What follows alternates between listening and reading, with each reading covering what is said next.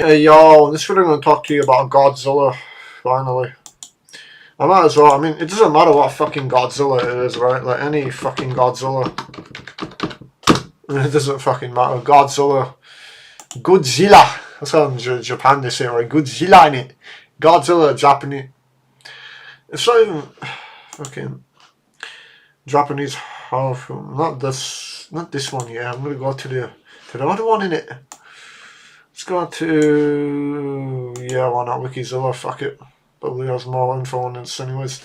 Godzilla is a daikaiju who first appeared in the 1954 Toho film Godzilla. The primary focus of his franchise, Godzilla, is typically depicted as a giant prehistoric creature awakened or mutated by the advent of the nuclear age. For the early part of the solo series of films, he was depicted as a villainous and destructive force of nature, punishing humankind for its use of nuclear weapons, which disrupted and burned him. Over the remainder of the series, Godzilla gradually developed into a heroic character, defending Japan by feeding off other more malevolent creatures such as King Ghidorah, many of them either extraterrestrial or controlled by extraterrestrials. When Toho rebooted the franchise in 1984, with the return of Godzilla, ignoring every film in the series except the original Godzilla, became a menace to Japan and the world once more. The Heisei series saw Godzilla battle some of his foes from the Showa era, such as Mothra and Mechagodzilla, as well as new monsters like Bio-Lantern Destroyer. Despite his destructive tendencies, Godzilla incidentally saved humanity from greater evils on occasion.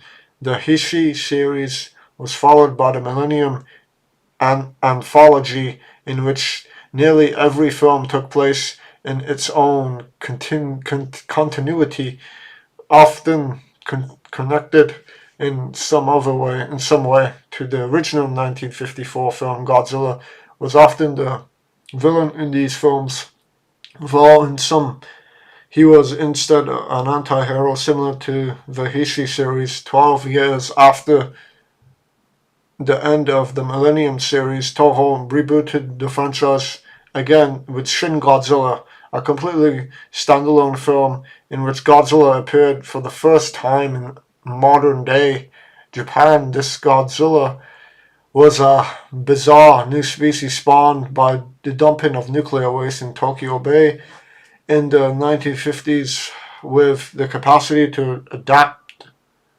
to any situation by spontaneously mutating his own DNA. Toho introduced a new continuity the following year with the Godzilla anime trilogy, in which Godzilla successfully drove humanity from the bizarre new species spawn, Earth shit, from the Earth in 2048, and reshaped the planet in his own image over the next 20,000 years. When refugees from the Aratrum returned to reclaim the planet, they were faced with a Godzilla that had continuously grown and evolved to reach a height of over 300 meters.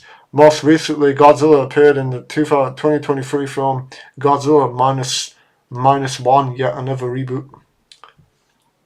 Outside, alright, I'm just going to kind of I can't really get too much into it. I'm just going to read about his design and his history. That's pretty much... There's a talk about his design or whatever. Oh, there we go. I might as well talk about his physical attacks. That's pretty much it. As attributed to his size, weight, and mass, Godzilla has displayed varying levels of physical strength that are, at the very least, sufficient enough to lift weights exceeding 2,000 metric tons and smashing skyscrapers.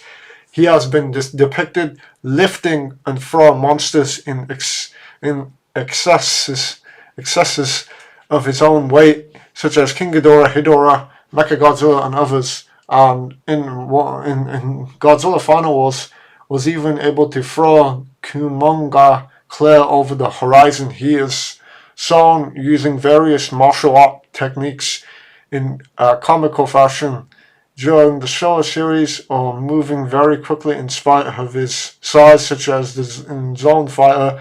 In the Millennium series, he has also been able to leap high into the air. Godzilla's long tail is also a formidable weapon. It has been shown to be very flexible and powerful, able to slash out quickly and topple over buildings. And enemy monsters in Godzilla vs. Megalon, he was able to slide in on his tail a great distance to deliver a devastating kick. And in Godzilla vs. Megaris, it was revealed to the prehensile as well. In all of his incarnations, he has been shown to have powerful jaws and sharp teeth and claws, although these are more prominent in some incarnations than in other. Rarely, Godzilla has also showed the ability to use his dorsal fins as a weapon, such as in Godzilla vs. Megaris, when he uses the jagged tips to slice off Megaris's claws.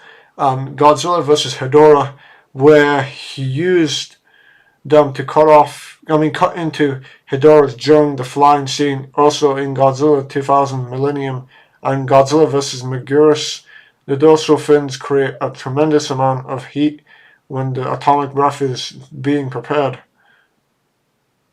However, many of the films show Godzilla preferring to battle his opponents from a distance, particularly in the Hishi series, either by using his atomic breath or by throwing objects like boulders at them.